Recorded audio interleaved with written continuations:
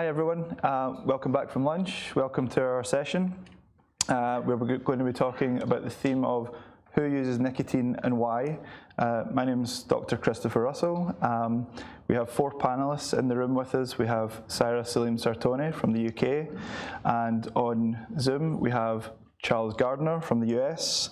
We have Bent Wiberg from Sweden, and we have Miroslav, apologies in advance for the pronunciation, Dvorzniak from Poland. Correct. Great, okay. So all of the panelists' presentations are online. Hopefully you've all found some time to view those. We're going to start the session by just asking each of the panelists to summarize in about 60 seconds the answer to the question, who uses nicotine and why? And we'll start with Sarah. Hi, everybody. So if we're focusing in on who's using nicotine with smoke, I think it does span all ages, it spans all races and all groups. Unfortunately, the majority of smokers now are held in the most marginalised and most vulnerable groups. So if we look at some statistics, 1 in 2 people who suffer with a mental health condition smoke, 1 in 3 of people who are in social housing smoke, 1 in 4 of people in routine and manual occupations smoke, and that's, if you compare that to 1 in 10 of managerial and professional, you see that there is an inequality here. So there is one point to be mentioned. If we go to why, people around them are smoking, so their peers are smoking. There are complex stress factors. If we go to Dr. Michael Russell's point, they're smoking for the nicotine, they're dependent on it, and they're satisfied by it, and they enjoy it. But a couple of things to mention: there are people who want to continue to smoke, but there are people who don't want to, but are not able to stop. So I think that's why it's important really to have alternative nicotine products that are way down that risk continuum, really to help people find their exit. Thank you, Sarah. We'll go to Charles online. Yeah, thank you. Sarah's already said it, and thank you, Sarah, for setting this up. But I would just simply say that this issue steps beyond where we have often focused in the past, which is on people who use drugs, and what we can learn from the drug war. The fact is that traditional tobacco control tactics work. They work really well when they're applied, and so in the high-income countries, the smoking rates have come down, and the tactics include bans and taxes and increasing stigma. And when we get down to 14 or 15% of the population still smoking, then we hit a point of declining marginal returns on bans, taxes, and stigma. And here is where, exactly as Sarah just said, you can just look at the United States. 40% of adults living with ADHD and autism are smoking, and 60% of adults living with bipolar disorder are smoking, and 71% of adults living with schizophrenia are smoking. And this covers a range of other, what is politically correctly called neurodiversity issues, including Tourette's syndrome, and a number of others. And this is a kind of an untapped area for us to focus on, because this is a human rights and a social justice issue.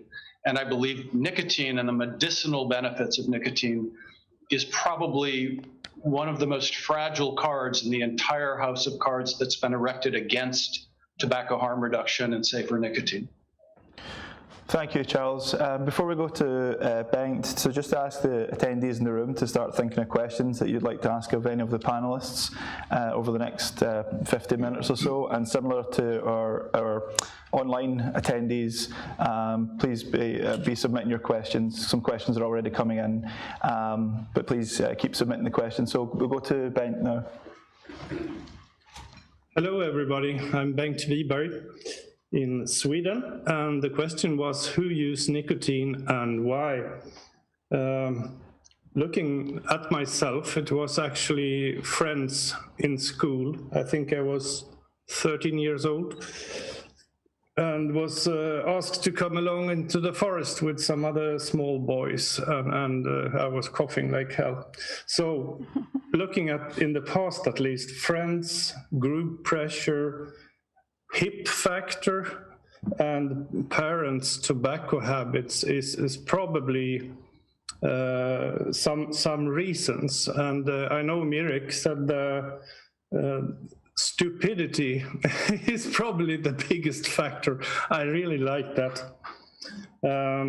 If we go into another question we should ask ourselves is that in every country on the planet, I think, except for Sweden, male smoking is much higher than female smoking. And I'd like to bring up what Brad Rodo told me a couple of years ago. He said, the only thing Swedish men can teach Swedish women are use in tobacco habits. Because in Sweden, women smoke 15 to 20% more prevalence than males, because males are using snus. Thank you. Thank you, Bengt. And finally to Miroslav. Hello, everybody. My name is Miroslav, or shortly Mirek Dvorniczak. I am a chemist. Who uses nicotine and why? Just as Bengt said, most of people start using nicotine, I mean smoking, because of stupidity and peer pressure. Everybody was smoking. I remember myself when I was, let's say, 15, 16, everybody was smoking during the break in school. We're just going outside just for a short smoke. There was one cigarette for, let's say, 5, 6 persons, and that's it. But right now, also, young people use nicotine, but right now, usually in the form of e-cigarettes, because it's much easier. It's much easier to hide e-cigarette. The new e-cigarettes are easier to hide. And of course, if you are going, for example, outside, out of the school, then you can just take 2 or 3 puffs and go back. And if you are using a cigarette, then either you have to just to put it out or do something with that cigarette, and the other thing is, of course, smell. The teacher can smell that you were using a cigarette, a regular cigarette. With e-cigarettes, it's not so easy to find out whether someone was using it during the break or not. Still in Poland, we have around 8 million people smoking, still smoking regular cigarettes, and about 1 million, sometimes they say 1.5 million people using e-cigarettes. And that number was increasing 5, 6, 7 years ago. We were quite happy because we thought that this will put an end to smoking in some time. But right now we have reached kind of a plateau. So still 8 million people are smoking, and the number of people using e-cigarettes is not growing, or is growing but very, very slowly.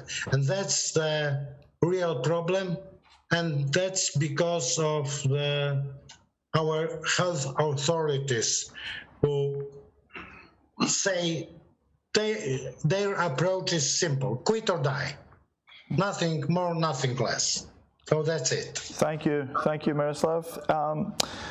Charles, I have a question for you. So in your presentation, you started with a definitive statement that over the past 50 years, in many, many countries, overall tobacco control measures have worked. They have substantially driven down the prevalence of tobacco smoking. But you also invoke the economic phrase of declining marginal returns on additional investment. So countries doubling down, pumping more money into doing the same thing, but yielding fewer positive outcomes for that money. So the question is then, we can only get so far by continuing to do the same thing, and at what point do we consider doing other things to help the people who are not being served by existing tobacco control measures?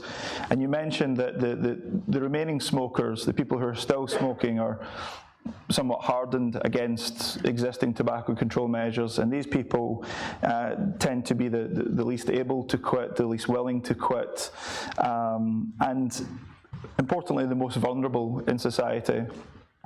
I won't repeat all your statistics, but the one that sort of grabs me is that whereas 14% of the general population of US adults smoke cigarettes, around 40% of all cigarettes smoked in the United States are smoked by people with mental health conditions.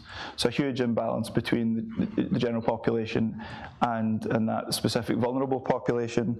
My question is, do you believe that cigarettes are just simply more efficient in meeting the needs of those vulnerable populations, i.e., that the alternatives to cigarettes just don't work as well for those people as cigarettes? Or do you think it's more of a problem of if more people living with mental health conditions could be encouraged and assisted and informed about the availability of alternatives, that when they try those alternatives they would find them sufficiently appealing, satisfying, and realise they can compete with cigarettes? So I suppose is the question that cigarettes are just much more efficient than the alternatives, or is it a problem of getting more people in the door to open to trying these alternatives? So I'm using language actually from the field of innovation economics, and in that field we have Schumpeter's curves of innovation. With this issue of declining marginal returns on added investments in taxation and bans and stigma is an inevitable process in any human endeavor. And so I did say that what you get when you're successful is a residual of people who are, by definition, the least able or the least willing to quit. They may tell you on surveys that they want to quit, but they're the least able and the least or the least willing, because, you know, let's be honest, it's enjoyable to many people. Issues of neurodiversity are only one thing. So I did touch on the fact that it's also people who are low income, it's indigenous people. These are the populations, the most vulnerable populations in our community. And it's the LGBTQ community as well. And it's people who use illicit drugs, where people who are using opioids, their smoking rates may be 60, 70, 80%. And it's also people who are homeless, right? So again, these massive human rights and social justice issues. But you may be a part of any one of those communities, including the neurodiversity community, but it doesn't mean you're stupid. And so giving people correct information, giving people, you know, the evidence of relative risks is as crucial for that population, and more crucial for that population than for the general population, and for, you know, wealthy, relatively wealthy people, white people like me, who should also be informed if they smoked, as I once did. So, and we'll go to Sarah next. The theme of your presentation was essentially barriers and enablers to change, to behaviour change.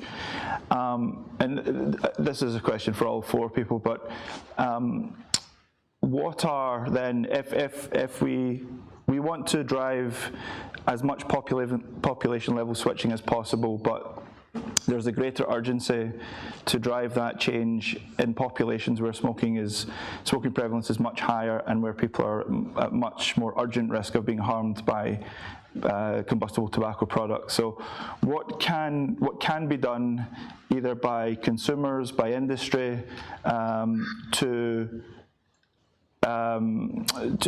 give people more reasons to try using the alternatives, and ultimately, I suppose, develop products that do compete with cigarettes, so that the needs that were formerly met, whatever those needs were, the needs that were formerly met by a cigarette can also be met by a range of alternative, safer sources of nicotine.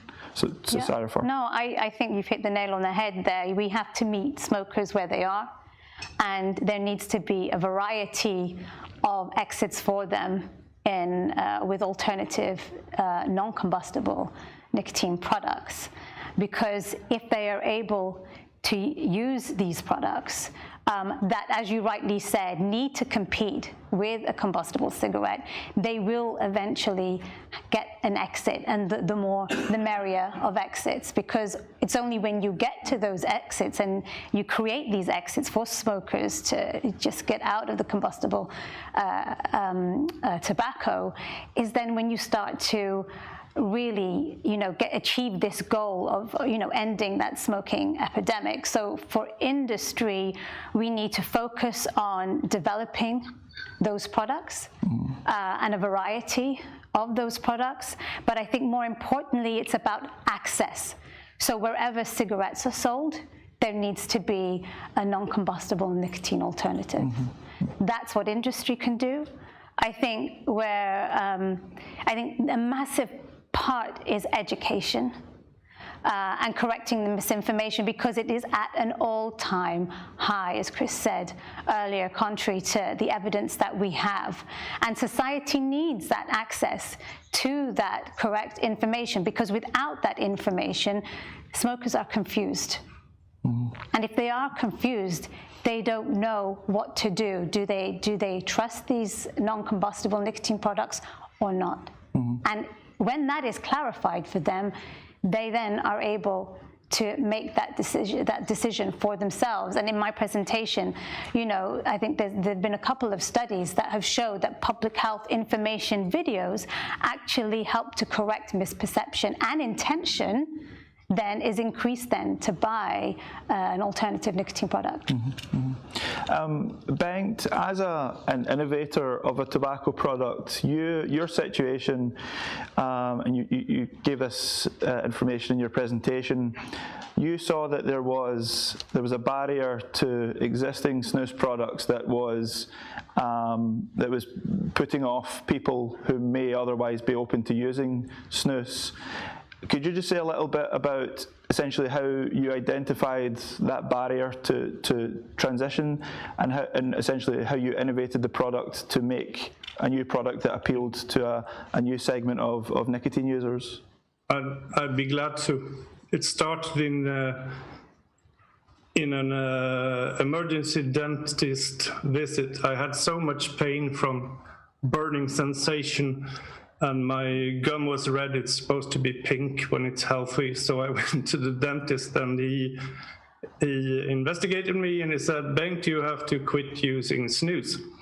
And basically, I refused. I didn't want to go back to cigarettes for my enjoyment of nicotine. So I invented, I simply put a patch or a Band-Aid on one side of the snus pouch and cut away the waste, and I placed the protected side against my sore gum, and the pain disappeared immediately. And after that, my dentist has been very, very happy.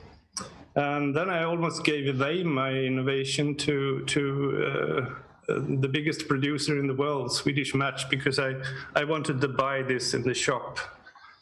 Instead, I brought it further, developed a technique, and today we have patent approval in Sweden and in United States, and an intention to grant patent in Europe for sting-free pouches. It's not, I'm not actually the inventor of a tobacco product. It's all about the wrapping, the pouch, whereas you have a protected side and you have an open side. And when we people who are using smokeless tobacco products or the modern oral nicotine pouches without tobacco, when we taste it, we place the tongue against our lip, and that is just as normal. So how do we know that this is a problem? I would say this is a very, very big deterrent to moving, for example, smokers down the risk continuum to use these products. We made a survey in Sweden with 660 people, snus-using men and women, adults, and 40% of them disliked when it stings, no matter when it stings. And looking at those people who think that the stinging sensation, that is the greatest thing, only 10% of the women thought so, and 17% of the men. But we didn't stop there. We have done hundreds of empirical tests with people who are never smokers, e-cigarette users, people who have never used these products. And 9 out of 10 react negatively to the stinging sensation that we have, that my innovation has eliminated. Thank you, Bengt. So now we'll turn the questions over to, first of all, to the audience online, and then to the attendees in the room. So, Sule? Yes, I have a question here for Charles. You mentioned that tobacco control measures like stigma can work, but does that stigma create a problem for people who experience neurodiverse conditions, which nicotine can help? I think that question answers itself. Look, folks, I used to teach healthcare ethics to people, to medical students and nursing students. And so these issues around the basic moral principles of healthcare ethics are extremely important and personal for me. This issue of stigma is obviously unbelievably unethical. I would also say that taxes and sin taxes, these are coercive structures, and coercion is unethical in healthcare, and not appropriate in cases where we're dealing with products that that don't harm bystanders, for example, like snus or nicotine pouches or e-cigarettes, in my opinion.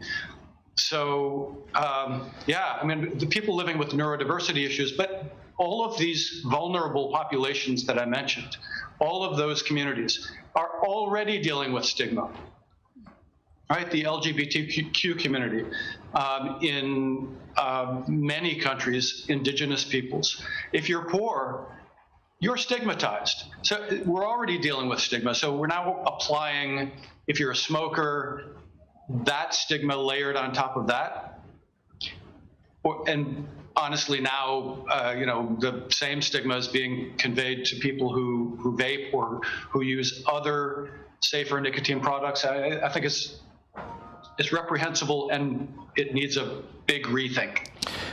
Charles, just to follow up on that, do you think that the stigmatization of smokers has morphed into stigmatization of nicotine users more broadly in all its forms? And do you think that's contributed to the erroneous perception among the public that these different tobacco and nicotine products are comparably harmful? Do you think it's the stigmatization of one product that has become then stigmatization of the category of products has led to the public just putting all these products together in terms of their health and addiction risks? So nicotine itself is stigmatized now, and that was originally a tactic within tobacco control to discourage smoking. And I think it seemed logical to people 20, 30 years ago, but it's no longer logical, it's no longer ethical.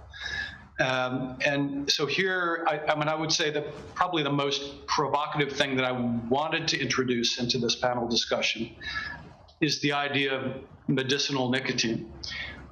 I'm not a cannabis user, but I talk to many people who are, and people who are veterans of the war on drugs. And one of the things that helped to tilt the needle in that field was discussions around medical marijuana. And it was controversial within that community when people like Ethan Nadelman started pushing it. But the list of health benefits from nicotine are actually quite long. And whether it's weight control or it's moderating the symptoms of ADHD, autism, bipolar disorder, Tourette's syndrome, schizophrenia. There's a large body of literature there, which gets us into the other area where advocates who I represent are not paying much attention to yet, which is the issue of research priorities. In the HIV/AIDS advocacy community 20, 30 years ago, changing research priorities was one of the top things on their agenda. And based on the previous panel discussion, we have the wrong research priorities. And getting those research priorities to shift toward looking at the benefits of nicotine, the health benefits of nicotine, would, in my opinion, start to change the discussion. Mm-hmm. Thank you, Charles. So if anyone in the room has a question for the panel, and if not, we'll go back to the online audience. I have some more questions. Sure. Come on, let's be brave. There's a beautiful pink line in there. Thank you. Hi, David O'Reilly, Director of Scientific Research at BAT. I just want to follow on something that Charles was talking about, research priorities for nicotine. So beyond potentially looking at therapeutic areas, what else do you think we should be researching when it comes to nicotine specifically? Thank you. And it's not just for Charles, by the way, the panel. Yeah. Did you hear that, Charles? Yeah, I'm already speaking to somebody who knows more about this than I do, but I'm focused on the potential health benefits. You know that nicotine is neuroprotective with Parkinson's disease. This should be no longer in question. Smokers have a much, much lower risk of Parkinson's. Animal models support this data, or this hypothesis. And snus users in Sweden, 60% lower Parkinson's risk. There's a major research project underway in the United States now to look at nicotine for early stage dementia. And so I think that, the ideal thing right now for us would be to engage with the right members of Congress in the United States, because the United States is the basic epicenter of the misinfodemic right now, to get the National Academies of Sciences, Engineering, and Medicine to conduct a study of nicotine comparable to the one that they conducted on marijuana and THC in 2017. It's a wonderful study. It looks at all of the health benefits and potential risks of cannabinoids. Why, with the death toll from smoking, why we don't have something similar for nicotine is quite shocking. And so an organization like that doesn't have to be in the United States. It just has to be one that's completely, beyond repute. Is that the right word? It needs to be one that everyone will trust, and it needs to conduct a 1 or 2 year study to look at all of the benefits and look at the strengths of the arguments one way and another for the benefits and potential harms. If nicotine is addictive, maybe that's a harm, but if nicotine doesn't cause cancer, heart, or lung disease, then let's call it a dependence, and is that a concern, and so on. So the issue around nicotine dependence or addiction is obviously another part of the answer to that very good question. Thank you, Charles. Suli? I have a question for Benj. Can you hear me well, Benj? Yes, I can hear you. Please forgive me. Pronounce Bengt. Oh, okay. Sorry about that. That No must problem. be my terrible Brazilian accent. Listen, please forgive my accent on the next words that I have to pronounce because I'm not too sure how to say that. But some smokeless tobacco contain betel and areca or areca, and I suspect that this add a pleasurable element to the product. Do you have any ideas on ways to alter snus to replicate those effects safely? It's a good question. Betel nuts and other very dangerous additives are not used in Swedish snus standards. It is used very much in India, etc. But flavorization is extremely important, not only for smokeless tobacco, it's for all THR products, and the flavoring companies are getting better and better. So I think it was Riccardo Polosa, Dr. Riccardo, who said, if you want snus to work in Italy, you have to come up with a pizza taste. So why can't these Indian, for example, flavors like betel nut, why can't that be replicated in a safe way? I see no problems in doing that. And with regards to the previous question, that was, what do you think we should research? I think we should research what safer nicotine products appeal to certain people or categories of people. For India, it might be the betel nut taste. For Italians, it might be the pizza taste, and so on. That's how we more rapidly make people move down the risk continuum, reducing the risk by leaving smoking behind. Thank you. Should we research a barbecue one for Brazil then? But I did try snus, to be honest, once, and I did have this sensation, the stinging one. And I did, as well as previously mentioned, tried smoking because of peer pressure, and I did try. But I just want to mention something in relation to what Charles said before, which was about the stigma. And I just want to say, let's not forget that the stigma doesn't really work with the older generation of people that are heavily addicted, like my father, who's been working or smoking for over 50 years and who doesn't really care if people say anything or tell him not to smoke. In fact, he bluntly lied to the doctors. I took him last time and he said he smoked 2 cigarettes instead of 2 packets, which I just said to him, haven't you forgotten a couple in there? Yeah, so stigma does do some working in stopping people, but I think there is lots of people left behind, especially in countries where vaping is not allowed. Do you want to ask this one? No, you ask this one. This is going to go to all of you, so whoever wants to answer, including you, Syra. How can we support smokers to quit smoking and switch to less risk nicotine products? What is the role of governmental support in this process?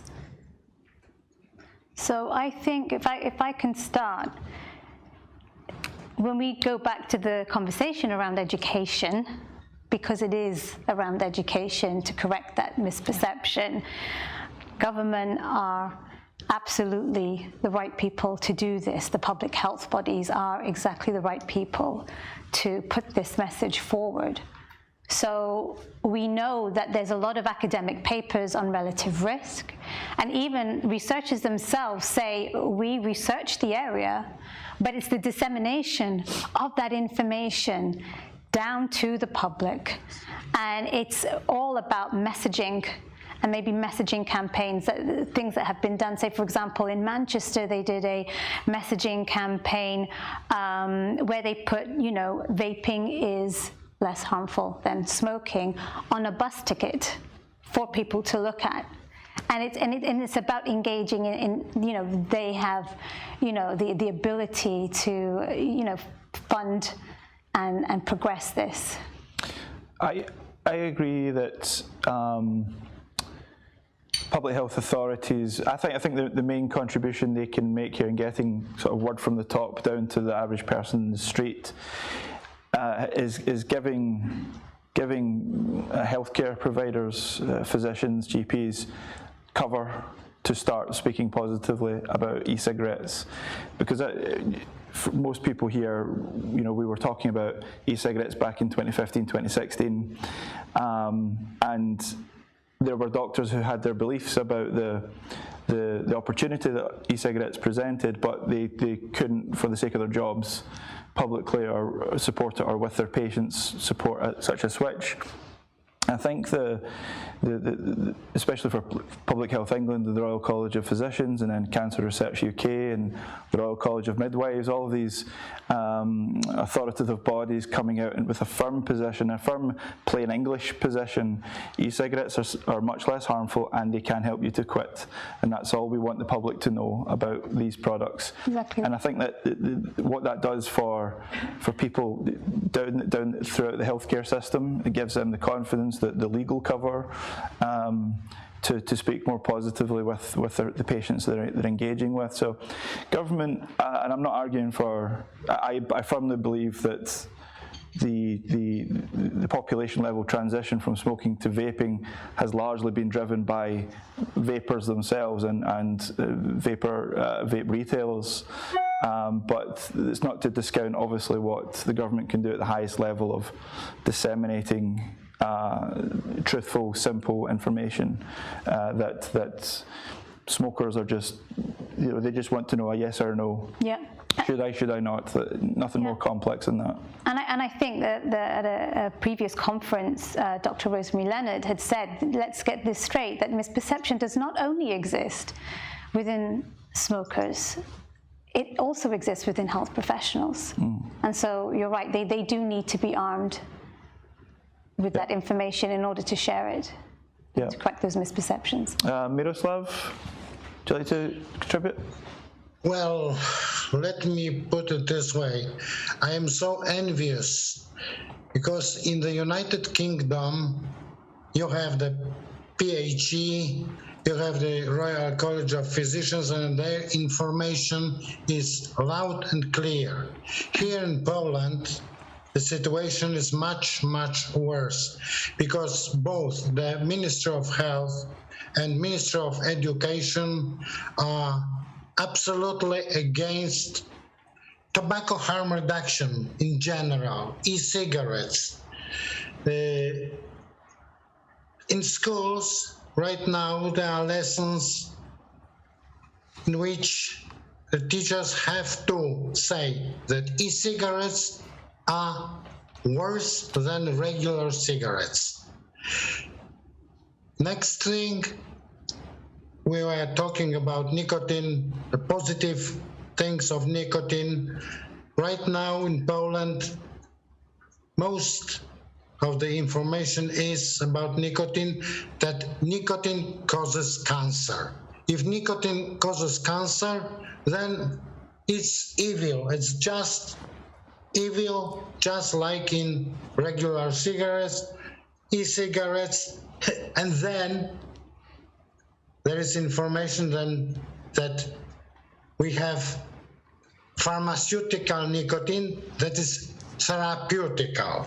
So the same molecule of nicotine is evil or is positive. Positive only in NRTs.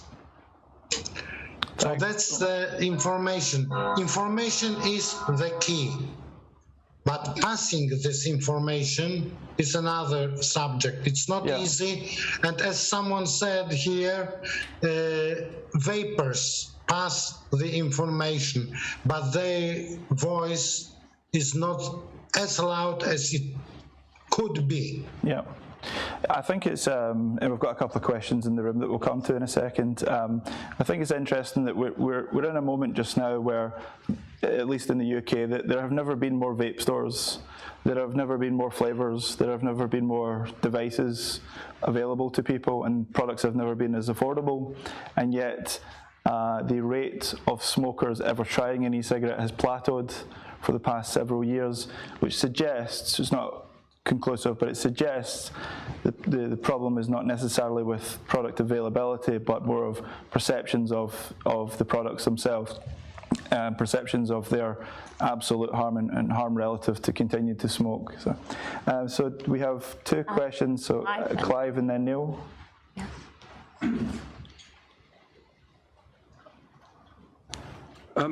Just wondered, in the future, if you can use nicotine with pretty low risk, do you think a lot more people will use nicotine, given that the health risks are one of the reasons why, well, the most important reason why people quit smoking and quit nicotine? And if they do, if we move to a lot more nicotine use but a lot less harm, what are the implications of that, and how do you think about that? Who would the new users be? Mm-hmm. Does anyone want to come in, Charles? I don't think that would happen. I mean, not initially. If you ask smokers, former smokers who have switched to nicotine vaping, about 75% of them taper down their nicotine. So I don't know if this is because they believe nicotine may be harmful, or if it's purely, most of them will tell you, it's purely a personal choice. I mean, I think that the world could get to a place where we eventually see nicotine as comparable to caffeine.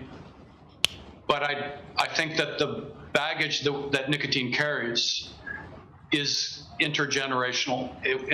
Basically, people like me and the age of some of us men on this panel, we have to die off. And the younger generation may not have some of that baggage. I'm not troubled by recreational use of safe or safer nicotine, but obviously many people in the public health community are. But I think if the light switched overnight and the world suddenly embraced safer nicotine alternatives to the toxic forms of tobacco, we would not see a rise in nicotine use. And in fact, there's been a steady decline in overall nicotine consumption in the UK, for example, even while the public health system embraced safer nicotine alternatives. So smoking is going down, e-cigarette use increased. Okay, it's plateaued now for a while. Let's hope that changes. But overall nicotine consumption has gone down. Thanks. Sarah, do you want to? No, I would just say, in my past job, everybody wanted to decrease their nicotine. Everybody wanted to decrease their nicotine. Apart from some people who, when they were trying to decrease their nicotine, got to a point where they were craving cigarettes again. And so they went from, I think, a 24 milligram to a 12, wanted to decrease even more, but then started craving cigarettes again. Then they realized that 12 was the number that they would use, and so they stayed there. But the majority of people, they just want to, they would want to come off it.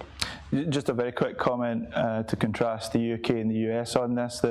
In the UK, the National Centre for Smoke Cessation Training, in their guidance, specifically, they have a sort of, what if I get asked various questions, and it's what if I get asked by a person, should I be reducing my nicotine over time? And the answer is emphatically, only if you feel comfortable doing that. If you ever feel like you're going to relapse back to cigarette smoking, yep, keep vaping, use the nicotine strength that works for you, that keeps you from smoking.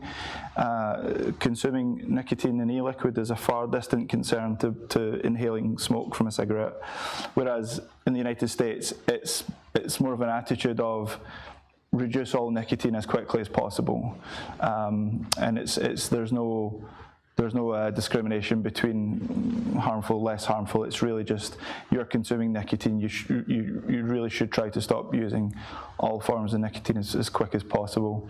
But Ben, did you want to jump in yet?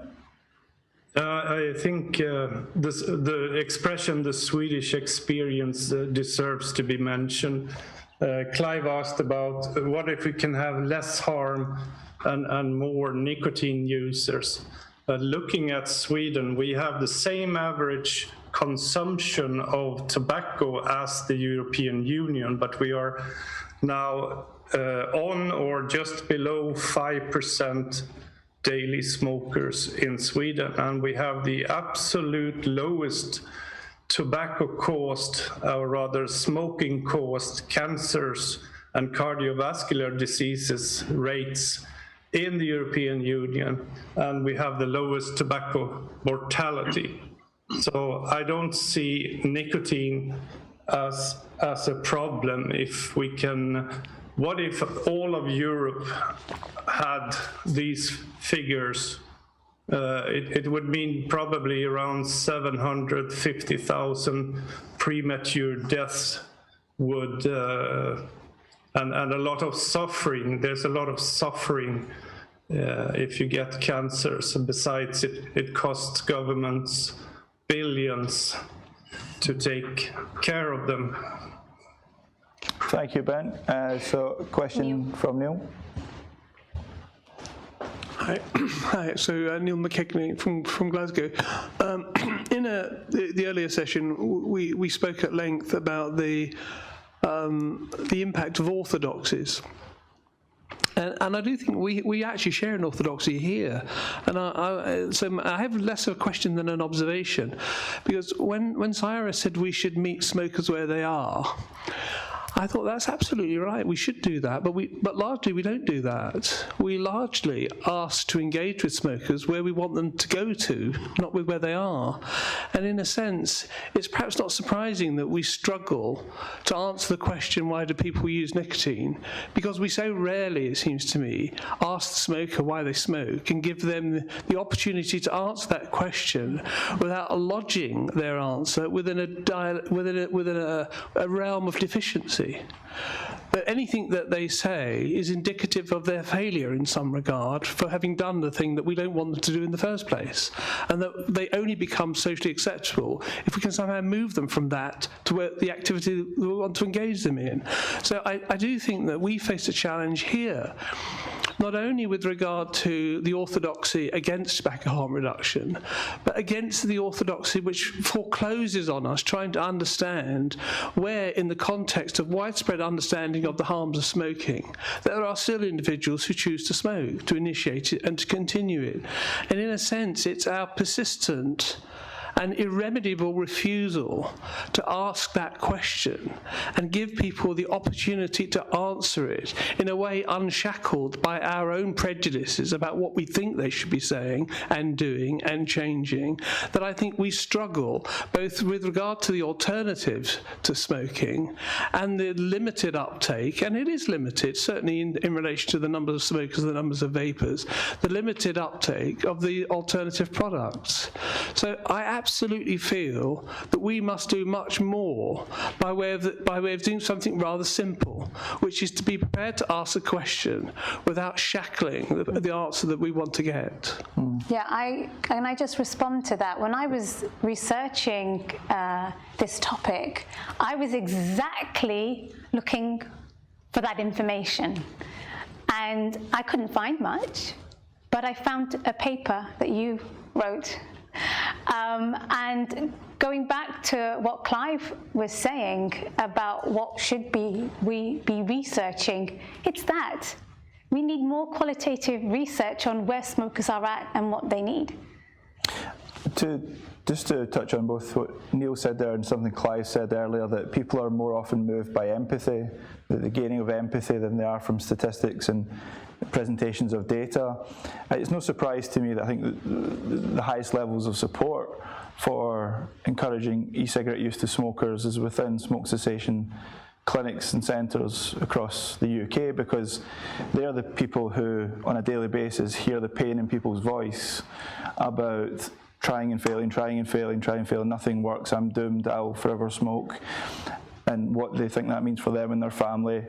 And to have that, whether it's one-on-one or group connection, and to hear the consistency of those stories, has the impact on the smoking cessation advisor to think, well, we need to find other ways of helping these people, because we can't just keep saying the same thing and after 10 years expect them to have a different outcome. So it's always struck me that people at the front line, it's not surprising that they are the most supportive of tobacco harm reduction, because they see the harm in the faces of people every day, whereas people who they look at numbers on a screen, words on a paper, but perhaps I've never heard the cracking of someone's voice as they tell a story. I suppose my point is it wouldn't hurt for more scientists to do more face-to-face engagement with the people that they write about all the time. Yeah, we do have some. Sorry, Bengt had a point to say. Sorry, Ben. Yeah, I just wanted to add my admiration for vape shops in Sweden, because there people can talk in face to face with somebody. And in Swedish vape shops, they don't only sell e-cigarettes, they are virtually tobacco harm reduction pharmacies that you can talk about products. They are selling nicotine pouches, snus, as well as e-cigarettes, and you can have a talk about something. It's not a directive from some political parties or governments about.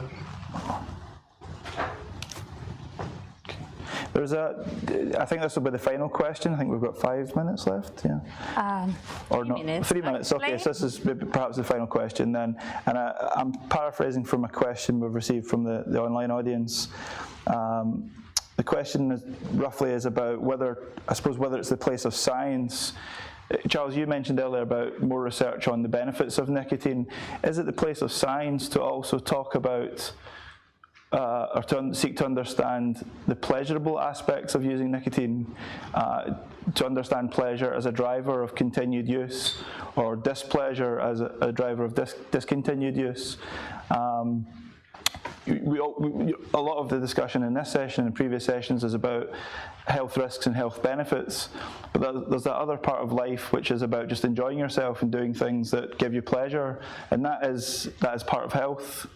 And so I suppose the question is, what is the role of science and scientists to understand the role of pleasure in the use of harmful and less harmful nicotine products? Yeah, I mean, that gets back to the earlier discussion about kind of a puritanical mindset where pleasure is bad. And, I enjoy salt. Salt adds immense pleasure to many of the foods that I eat. In my family, we don't have a family history of heart disease, high blood pressure.